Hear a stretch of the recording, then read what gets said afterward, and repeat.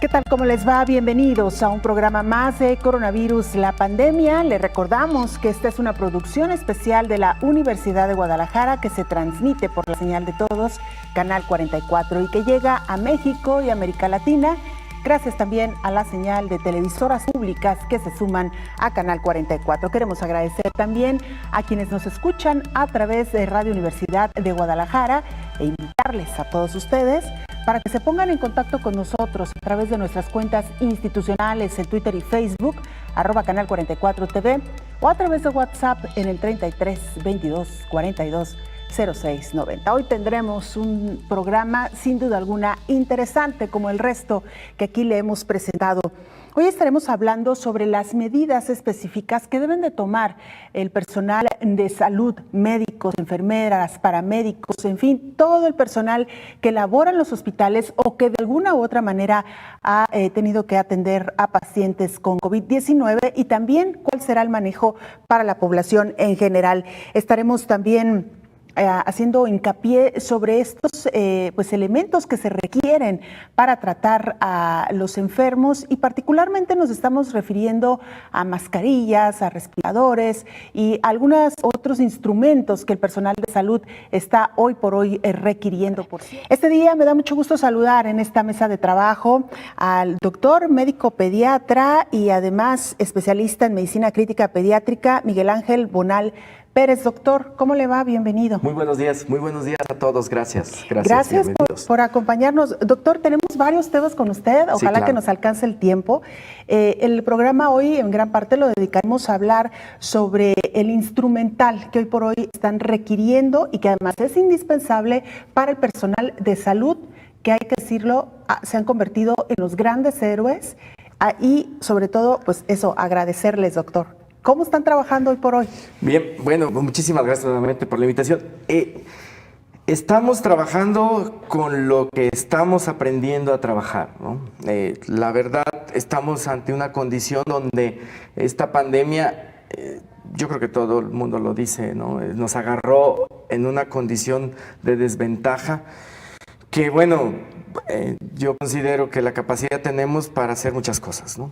Esto lo hace difícil porque es un virus altamente contagioso, como se lo explicaba. El virus, al ser altamente contagioso, significa que su potencial o su capacidad para enfermar a muchos en un tiempo muy corto es brutal. Y bueno, si nos agarra descuidados y estamos aprendiendo a manejarlo, entonces esa condición, a los médicos que somos los que estamos en mayor contacto con los pacientes, si no tenemos la protección adecuada, si no nos entrenamos en la protección adecuada, pues nos vamos a enfermar. Esto es muy importante lo que voy a decir, ¿no? Aún con la protección adecuada, el mínimo descuido pone en riesgo la vida de cualquier persona, sobre todo porque este virus tiene una alta carga viral. Esto significa que en una gota hay muchísima mayor cantidad de virus. Lo pongo de un ejemplo, en una gota puede haber un millón de virus de COVID-19.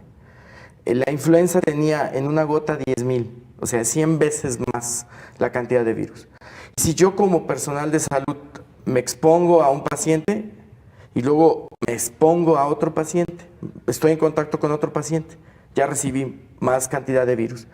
Si me pongo en contacto con otro paciente, mayor cantidad de virus. Y algo que hemos observado con este virus es que a mayor exposición, más graves nos ponemos. Entonces, los médicos tenemos miedo, sí, tenemos miedo porque estamos ante algo desconocido. Estamos preocupados, sí, porque, como lo dije, estamos ante una condición que nos agarra un poquito desbalanceados, pero las capacidades las tenemos, ¿no? Así es. Ahora, doctor, esto que mencionaba sobre la cantidad de virus que hay en una gota de saliva, ¿qué resistencia tiene este virus al medio ambiente? Sabemos que hay virus o bacterias que mueren muy fácilmente al salir al medio ambiente. En el caso de este coronavirus, ¿de qué estamos hablando? ¿De qué capacidad de supervivencia? Vamos a hablar de dos cosas que son muy importantes. Para que un virus infecte como este, necesita entrar al cuerpo humano. Y aquí lo importante, para saber la resistencia y cómo lo podemos matar, también tenemos que entender cómo entra a nuestro organismo. Y esto es muy importante de lo que vamos a hablar más adelante, porque las mascarillas nos crean una falsa realidad de protección. Entonces, estamos hablando de que el virus puede entrar principalmente por mucosas, que es boca, nariz y ojos. Si este virus entra tan fácilmente por boca, nariz y ojos, nuestra principal, o lo más que nos está condicionando que nos enfermemos son las manos. Porque si nosotros tocamos una superficie, que es a lo que vamos a ver, donde hay gotas, donde está el virus, y me lo llevo a la cara sin lavarme, en ese momento, simple y sencillamente, ya me contagié. Y como tenemos un virus con una alta capacidad de contagiar y nuestras costumbres, que hemos olvidado lo que hicimos en el 2009, en realidad lo que hicimos en el 2009 fue maravilloso, hay que volverlo a repetir. Y lo peor es que estamos repitiendo, que no creemos que nos podemos enfermar y que no estamos haciendo lo que aprendimos muy bien. Entonces, esa capacidad de enfermarnos con solo tocarnos las manos, pues eso simple y sencillamente hace que esté pasando lo que esté pasando. Y si volvemos a lo otro, que si dependiendo de las superficies en donde esté el virus, puede quedarse en superficies de contacto como es el teclado de las computadoras, los teléfonos celulares, las plumas, los escritorios, que puede durar alrededor de 2 horas ahí. Entonces, si no se hace una limpieza, pues si yo llego y toco y me toco la cara, que es la principal vía de entrada, pues me voy a enfermar. Ahora, doctor, mucha gente, esto para irnos a la pausa, mucha gente nos ha preguntado, ¿es el simple hecho de tocarme la cara o tengo que tener contacto con boca, nariz y ojos? Porque por ahí escuchábamos a un doctor muy famoso, que se ha hecho muy famoso, que decía el virus no tiene un serrucho y no entra por los poros. Pero en términos reales, ¿cómo ocurre esto, doctor, para irnos a la pausa? Esta manera de contagio se llama por contacto.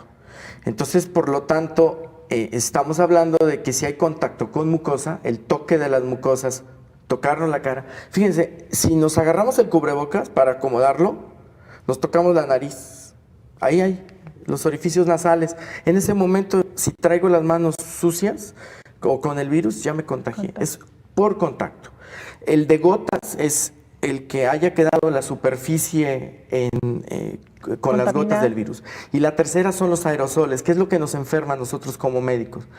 Es ahí la herramienta de la sana distancia donde toma mucha importancia. La sana distancia y tener el lugar ventilado hace que la cantidad de virus que ande circulando en un espacio cerrado, si yo abro, ventilo, se disminuya muchísimo. Los médicos, las terapias intensivas, las que no tienen las capacidades de ventilación adecuada, ahora que va a haber la reconversión de hospitales, donde un cuarto se va a convertir en una cama de 4, 2, 6 enfermos, si no hay una buena ventilación, por más cubiertos que estemos los médicos, el riesgo de enfermarnos, de infectarnos aumenta. Muy bien. Doctor, vamos a hacer una pausa. Claro. Regresando, le vamos a mostrar a nuestra audiencia pues, la indumentaria general que ustedes tienen que utilizar y por qué es importante entender que mucho de este material que hoy está en el mercado debemos de darlo en preferencia o dejarlo para preferentemente el personal médico. Con esto regresamos. Muy amable.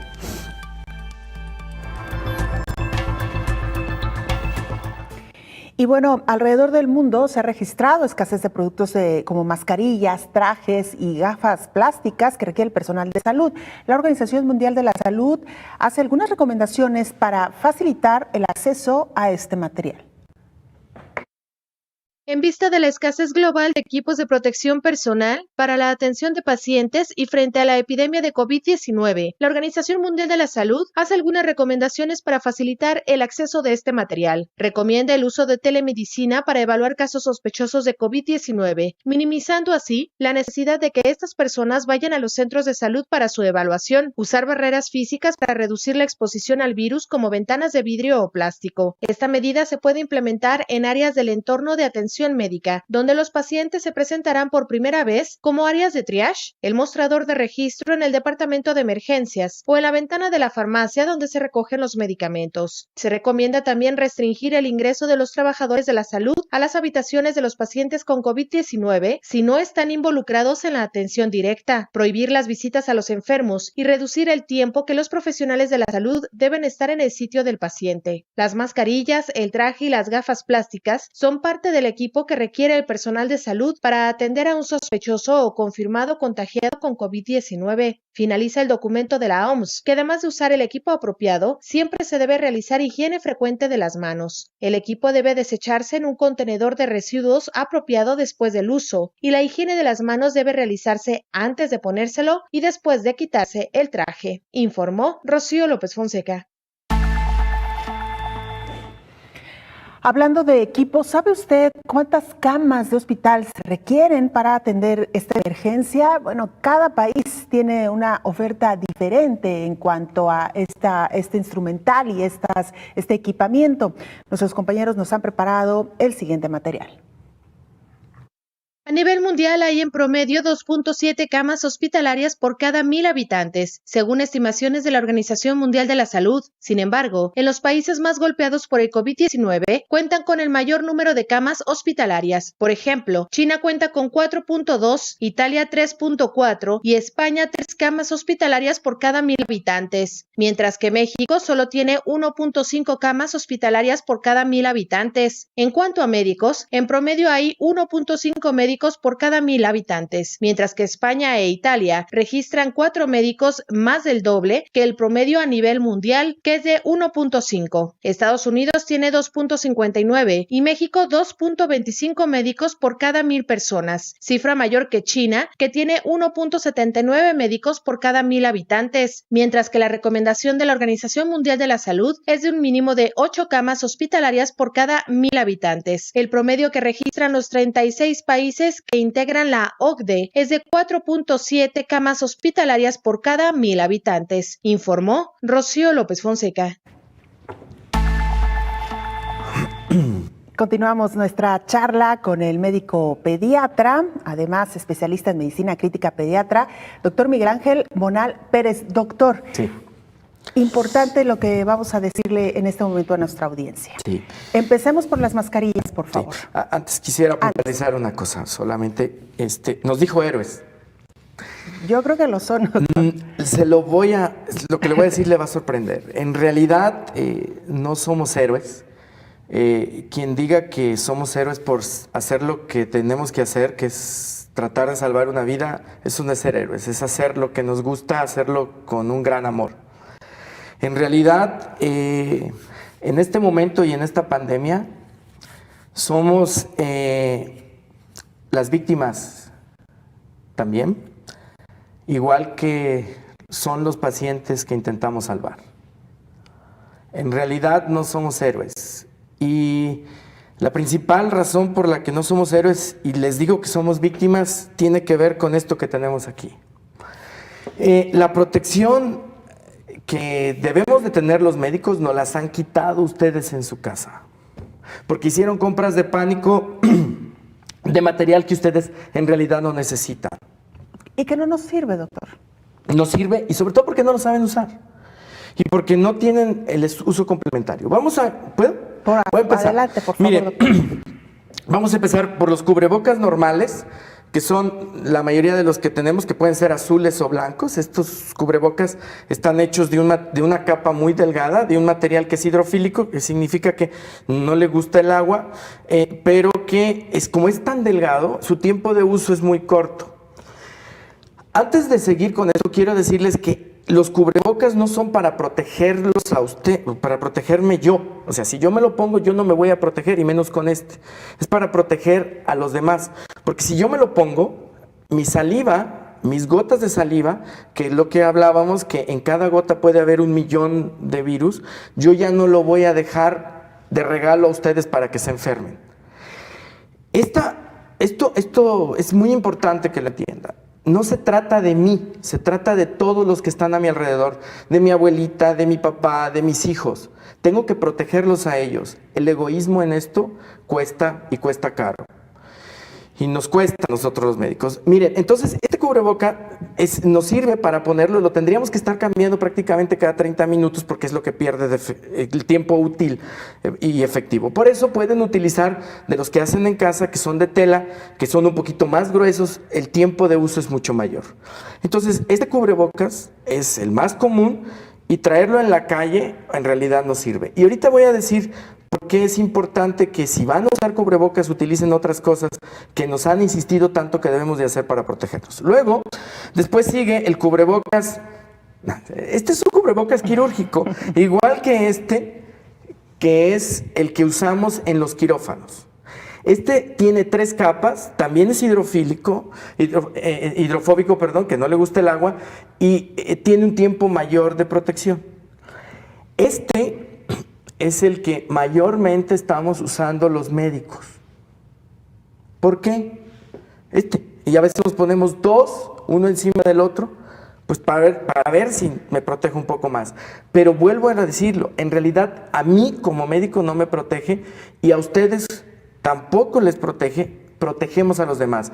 Este cubrebocas va a proteger a que yo, si tengo la enfermedad o puedo ser portador asintomático, que esto es muy importante, aunque yo no tenga síntomas, puedo enfermar, este cubrebocas puede salvar vidas.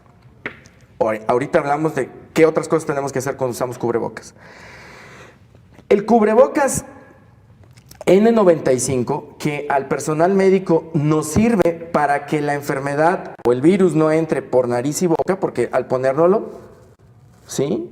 Cubre solamente nariz y boca.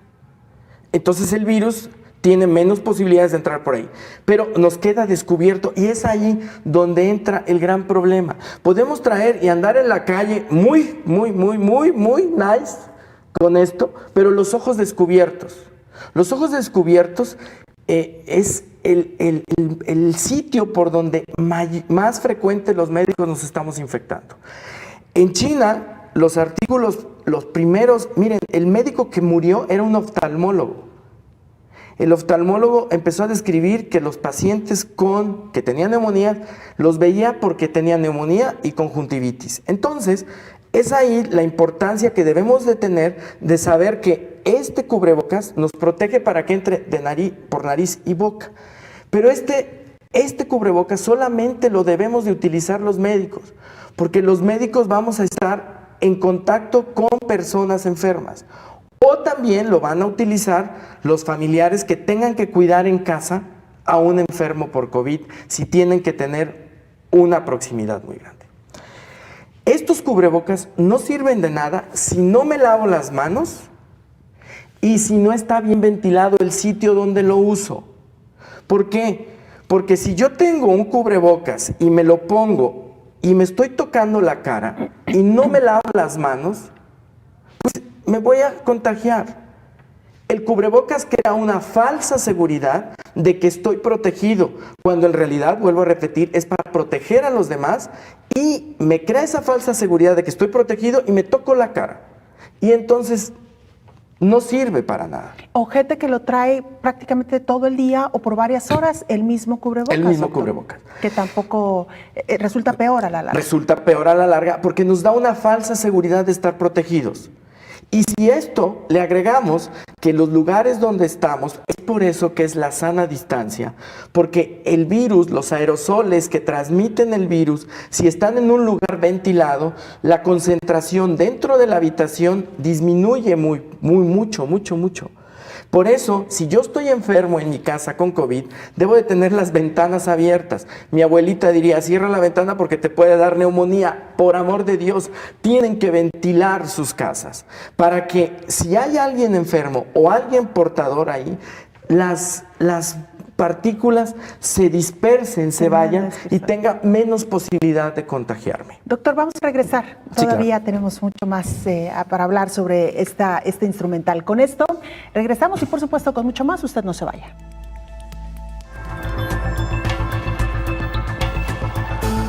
Doctor Miguel Ángel Bonal, experto o especialista en medicina crítica pediátrica. Hablábamos ya de las mascarillas más comunes, de las más usuales, que insistimos, estas mascarillas dejémoslas para el personal médico. Y tenemos una última mascarilla, doctor. Sí, de hecho esta es una mascarilla P100, esta mascarilla P100 que lleva filtros de carbón activado que se ponen aquí, no está activada, no está activa, esto cuando la empecemos a usar se pone aquí, es de uso industrial y filtra prácticamente todos los virus. Hay mascarillas esta mascarilla cubre nariz y boca, pero hay otras que vienen con careta que es a donde vamos. De nada sirve De nada sirve tenerlo más sofisticado si no hay una protección adecuada de ojos. Los médicos utilizamos gogles, sobre todo cuando la cercanía con el paciente es menor a 2 metros. Y esto, vuelvo a insistir, es un virus de alta contagiosidad y que puede dispersar partículas o aerosoles que pueden permanecer suspendidos en un área cerrada. Ventilen sus casas, por favor, en un área cerrada hasta 6 horas. O sea, si yo estoy en una habitación de mi casa y entra la muchacha que hace el aseo y yo soy portador, ya dejé ahí adentro. Tienen que ventilar sus casas.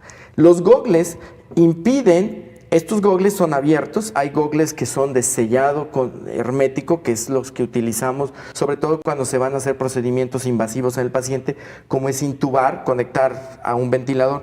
Pero los gogles que deben de no ser porosos y que deben de tener protección lateral y ajuste prácticamente en la cara para que si hay gotas no entren dentro de los ojos. Los ojos es el principal sitio de entrada cuando no está protegido, y el personal médico se les olvida, y a ustedes también se les olvida, que tocarse la cara no debe de ser, porque aun cuando traigan el más fino de los cubrebocas, esto les va a ocasionar problemas.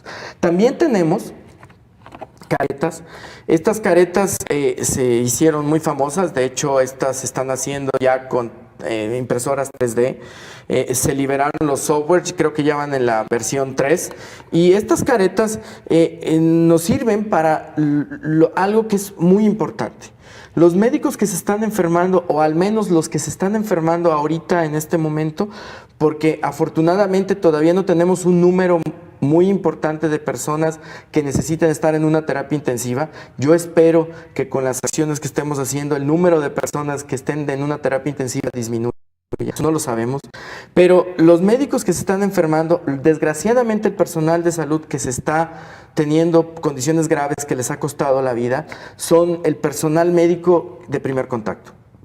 Aquellos que están en consultorios muy pequeños, que consultan a puerta cerrada, ventilen por favor sus casas, ventilen sus consultorios a puerta cerrada y donde las partículas de dispersión están muy cerca. Que eso es muy importante lo que menciona, doctor, porque nos preguntábamos cómo es posible que los médicos estén contagiando aún en medio de todo este instrumental que usted nos está presentando. Ya lo he explicado. Se están contagiando principalmente aquellos de consulta de primer nivel. Contacto. Claro, los que acuden a los consultorios, vamos, ¿no? A pedir. Ahí está la careta. Esa es la que deberían de usar. Esta careta, si yo reviso la boca del paciente, abra la boca, diga, me tose, esto disminuye la posibilidad de que la carga viral sea tan alta.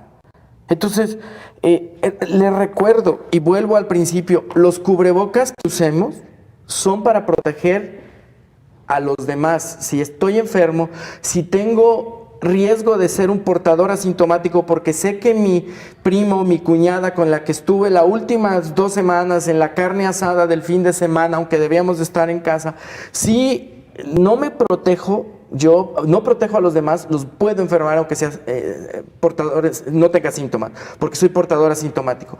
Y los médicos somos los principales expuestos. Por eso les digo, no somos héroes, somos las víctimas en este momento. Igual que todos ustedes, somos las víctimas porque nos vamos a enfermar y nosotros muy probablemente, si no nos cuidamos, si no nos cuidan, si no nos regresan lo que compraron y no les sirve a ustedes, si no les sirve a ustedes, porque lo que tienen que hacer ustedes es la sana distancia, quedarse en casa, lavarse las manos, ventilar su casa. Eso es lo que les debe de ayudar a ustedes. A nosotros nos quitan la posibilidad de protegernos porque en realidad somos inclusive hasta más susceptibles de enfermarnos que ustedes. Doctor, vamos a hacer una pausa, claro. Regresamos.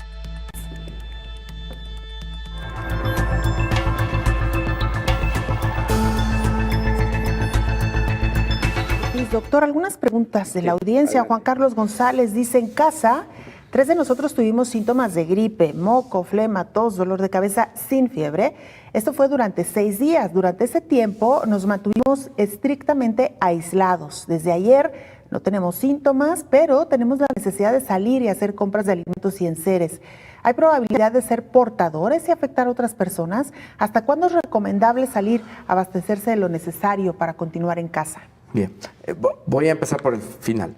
Sí, lo más importante aquí, y esto es muy importante, es hay que seguir comprando, hay que seguir moviendo a México, hay que seguir activando la economía. Activando la economía. Y eso no nomás para esta familia, todos, por favor, salga una sola persona. Todavía he visto en las tiendas de conveniencia grandotas, va mamá, papá e hijos, o sea, una sola persona. Enseñen a su esposo a hacer las compras, por favor. Sé que no lo sabemos hacer. Bueno, es lo primero. Segundo, el virus, una vez que entra en mi cuerpo y empieza a desarrollar síntomas, lo ideal, desarrollar síntomas, el tiempo promedio son 14 días en que ya tengo las defensas suficientes, me curo, mi sistema inmunológico creó las defensas como para poder ya no ser infectante. Todos, esta familia deberá en el momento que empezaron los síntomas, contar 14 días para poder decir que son unas personas, sea COVID o no sea COVID, porque no lo sabemos, no estamos haciendo muchas pruebas, ya no podrán infectar y podrán salir. O sea, ellos tienen 6 días, por lo que nos cuenta, desde que empezaron los síntomas. O sea, esos 6 días hay que sumar por lo menos otros 8 días más. O sea, desde el momento que dejaron los síntomas, 8 días más, y entonces pueden salir y solamente una persona. Una persona. Nos dice también Francisco Costa, acá todos estamos en cuarentena desde hace 3 semanas y por eso estamos con los números bajos en contagiados. Solo tenemos problemas con las sanciones para poder traer medicinas al país. El señor Francisco Acosta nos escribe desde Venezuela. Y nos preguntan también que cuántos pacientes se está atendiendo al día, doctor. Bien, todavía, muchos de mis pacientes son pacientes con condiciones especiales que no es la consulta normal. O sea, tienen padecimientos asociados. Porque usted me contaba, usted es como el internista de los niños. Más o menos así es. Entonces, mucha de mi población no la puedo dejar de ver porque tengo que estarla viendo. ¿Son niños con algún padecimiento ya previo? Sí, síndrome de Down, problemas cardíacos, posoperados de corazón, o sea, eso es lo que veo.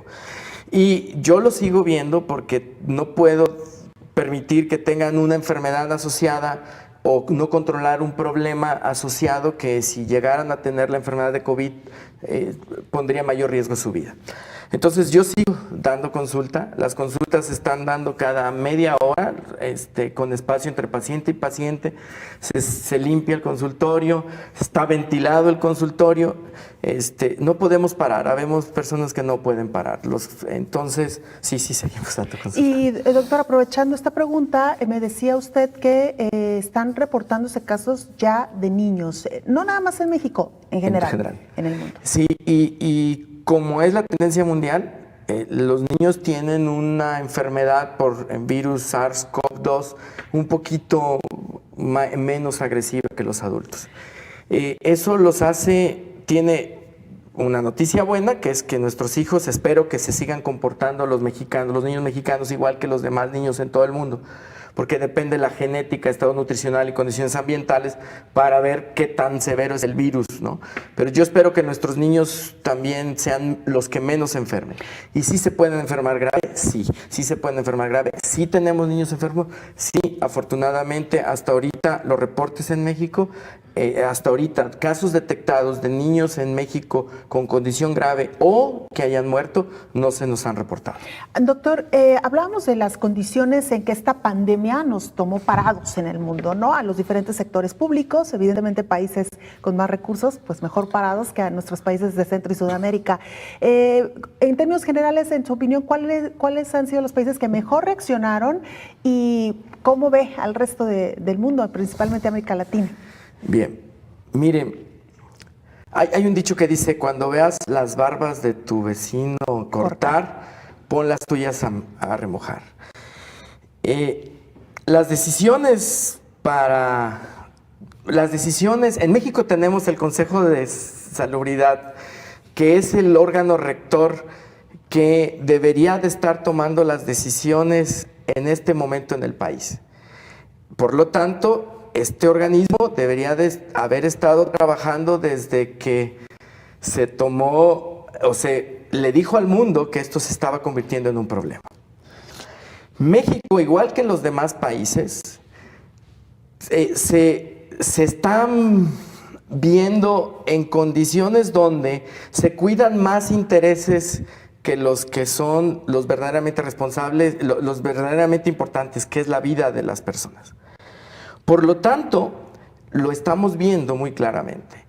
La sociedad en México se movió antes de que nos dijeran las cosas. La historia nos va a decir que si lo hicimos bien, la sociedad civil, o no lo hicimos bien. No voy a entrar en polémica.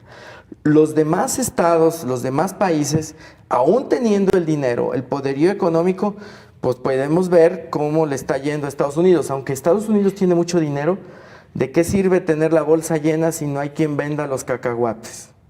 Entonces, se está quedando con falta de ventiladores, falta de camas de hospital, medicamentos, no sé cómo esté, pero es una industria productora de medicamentos. Para resumir esto, cuando termine esto, la respuesta que tendremos todos es, cuando tengamos una pandemia, pongamos nuestras barbas a remojar antes que las tengamos que cortar. Y cada país hizo las cosas en tiempo distinto, porque según esto estamos siguiendo los lineamientos de la OMS. Y los que presumen que están siguiendo los lineamientos de la OMS empezaron inclusive un poquito más tarde por otras cuestiones, por otras condiciones, por otras ideas.